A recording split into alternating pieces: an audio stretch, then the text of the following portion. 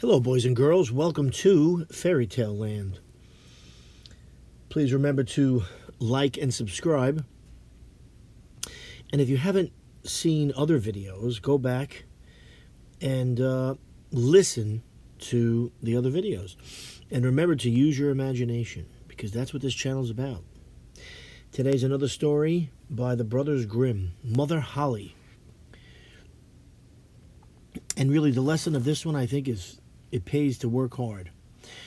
Mother Holle. Once upon a time, there was a widow who had two daughters. One of them was beautiful and industrious, which means that she worked hard. She wasn't lazy. The other was ugly and lazy. Bah. The mother, however, loved the ugly and the lazy one best because she was her own daughter. And so the other, who was only her stepdaughter, was made to do all the work of the house and was quite the Cinderella of the family. Remember her?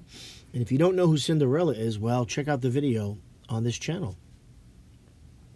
Her stepmother sent her out every day to sit by the well in the high road, there to spin until she made her fingers bleed. Now, a well is where you get water, and it's a big hole in the ground.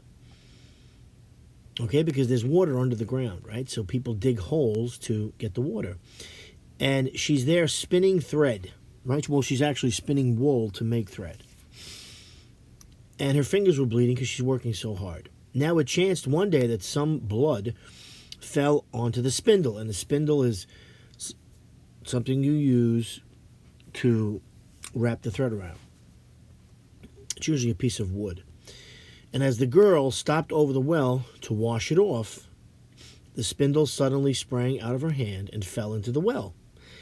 And that's far down, by the way, for her to go down to get it. But you could, but it'd be hard to get out of the well again. She ran home crying to tell of her misfortune, but her stepmother spoke harshly to her, and after giving her a violent scolding, said unkindly, "As you have let the spindle fall into the well, you may go yourself and fetch it out." That's not very nice, because that's going to be hard for her to do. The girl went back to the well, not knowing what to do, and at last, in her distress, she jumped into the water after the spindle. She remembered nothing more until she awoke and found herself in a beautiful meadow full of sunshine, and with countless flowers blooming in every direction. That's a nice place. She walked over the meadow, and presently she came upon a baker's oven full of bread. And the loaves cried out to her, take us out, or alas, we shall be burnt to a cinder. We were baked through long ago." So she took the bread shovel and drew them out. Okay. She went on a little farther till she came to a free full of apple trees.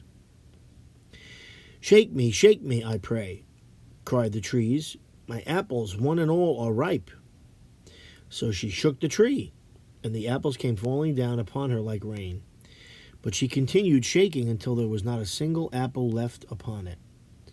Then she carefully gathered the apples together in a heap and walked on again. The next thing she came to was a little house, and there she saw an old woman looking out, with such large teeth that she was terrified and turned to run away.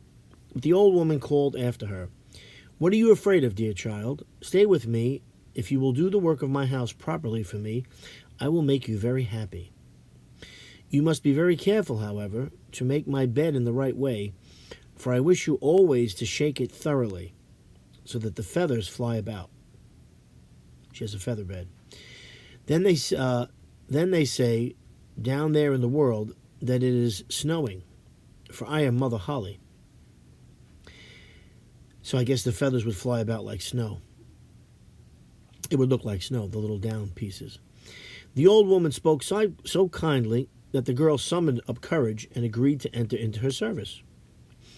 She took care to do everything according to the old woman's bidding, and every time she made the bed, she shook it with all her might, so that the feathers flew about like so many snowflakes. The old woman was as good as her word. She never spoke angrily to her, and gave her roast and boiled meats every day. All right, that sounds good. So she stayed on with Mother Holle for some time. And then she began to grow unhappy. She could not at first tell why she felt sad, but she became conscious at last of a great longing to go home. Then she knew she was homesick. Although she was 1,000 times better off with Mother Holle than with her mother and sister, well, her stepmother, and her wicked sister there, lazy sister and ugly.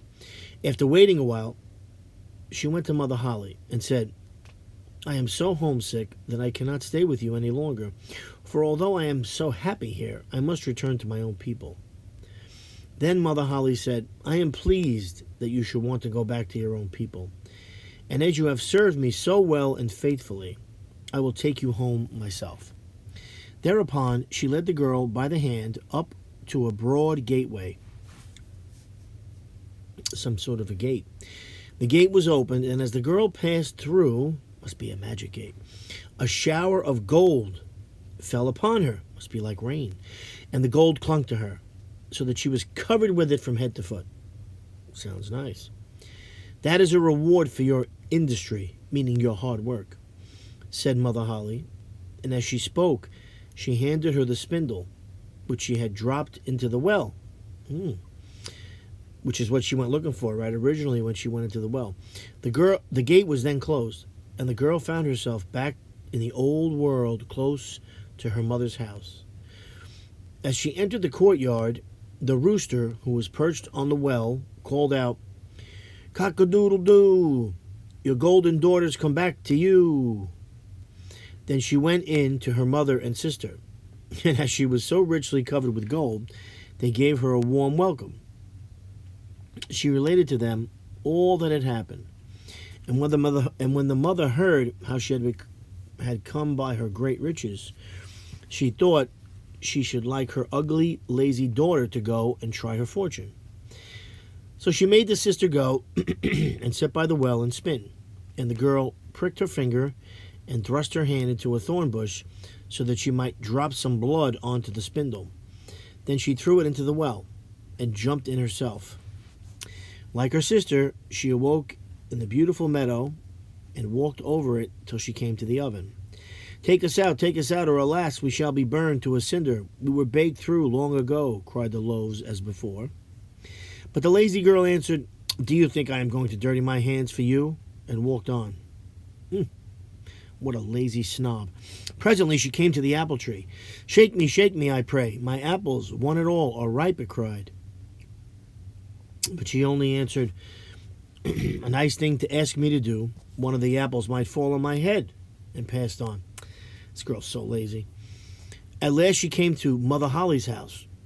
As she had heard all about the large teeth from her sister, she was not afraid of them, and engaged herself without delay to the old woman.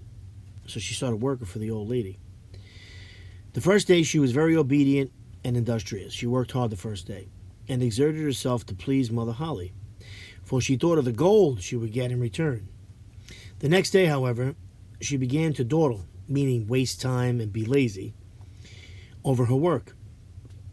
And the third day, she was more idle still. This girl's terrible. Then she began to lie in bed in the mornings and refused to get up. Talk about lazy. Worse still, she neglected to make the old woman's bed properly. Now, the woman likes her bed made properly, and forgot to shake it so that the feathers might fly about. So Mother Holle very soon got tired of her and told her she might go. Of course, get rid of her. She's so lazy, she's useless. The lazy girl was delighted at this and thought to herself, The gold will soon be mine. Mother Holle led her, as she had led her sister, to the broad gateway. But as she was passing through, instead of the shower of gold, a great bucket full of pitch came pouring over her. Now, what is pitch, right? Well, it's an old word for tar. You know, like in the street, you see the black street, the black color of the street, or a black driveway? That's what it is. But it's like a liquid, and it sticks to you. Think of it as black tar. That is in return for your services, said the old woman. And she shut the gate, because this girl was so lazy. So the lazy girl had to go home covered with pitch. And the rooster on the wall and the well called out as she saw her, Cock-a-doodle-doo, your dirty daughters come back to you. But try what she would, she could not get the pitch off, and it stuck to her as long as she lived. The end. Well, this girl, this second girl, the lazy one, she's completely useless, and she got what was coming to her. She deserved it. She did nothing to earn the gold. See, the first girl was a hard worker, polite, kind, and you know why she was kind? Because she helped the bread, she helped the apples, she helped the old lady. She did what was right. This lazy one was a bum. All she wanted was the free stuff and didn't want to earn it. Well, that's a very bad attitude to have. People who want something for nothing, right? People who want something for nothing, well, they're going to get what they deserve. Nothing. They want to get something at other people's expense, like this lazy girl. And she got punished. So now she still has tar. She couldn't get all the tar off her body. It's going to stay on her to remind her of her laziness. Okay? Don't be like that, boys and girls. Don't be lazy. Work hard. Work hard. Do the right thing. And you will be rewarded in some way. Well, I hope you enjoyed that. Have a good day. Take care.